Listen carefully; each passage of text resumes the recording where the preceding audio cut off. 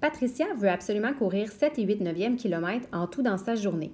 Ce matin, elle a couru 12 cinquièmes kilomètres. Quelle distance lui reste-t-il à courir pour atteindre son objectif? Alors, on a d'abord l'objectif qui est de 7 et 8 neuvièmes kilomètres et on a ce qu'elle a couru jusqu'à présent. Donc, on cherche ce qu'il manque. Ici, on traduirait ce problème par une soustraction. Alors, je vais prendre l'objectif, 7 et 8 neuvièmes, et je vais enlever ce qu'elle a couru pour savoir qu'est-ce qui lui reste à courir. Alors ici, j'ai la soustraction d'un nombre fractionnaire avec une fraction. Idéalement, lorsqu'on fait la soustraction, c'est beaucoup plus facile de travailler seulement qu'avec des fractions. Je vais donc prendre le 5 et 8 neuvièmes et le transformer en fraction. En bout de ligne, ça revient à faire 7 fois 9, 63, plus le petit 8 qui est là, ça fait 71 neuvièmes.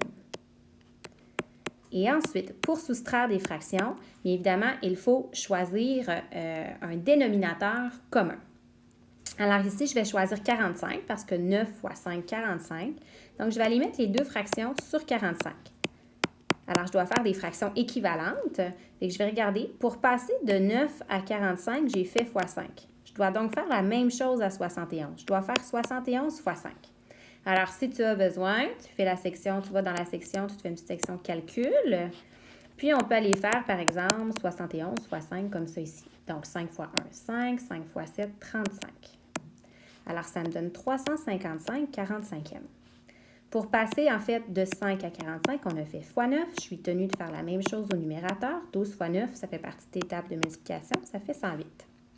Alors, lorsqu'on soustrait des fractions, le dénominateur, lui, ne change pas. Donc, ça demeure 45.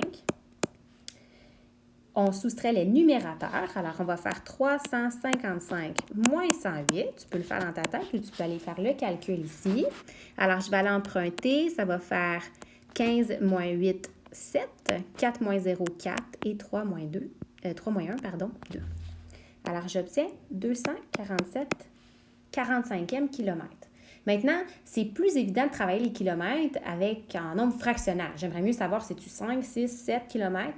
Donc, je vais transformer, ce n'est pas une obligation, mais je vais transformer quand même mon 247 45e en nombre fractionnaire. Pour ce faire, je vais faire 247 divisé par 45.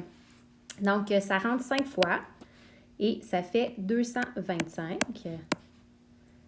Il me reste 22. Ça veut dire que ça fait 5 et 22 45e kilomètres. Donc, voici la distance qui lui reste encore à courir pour atteindre son objectif.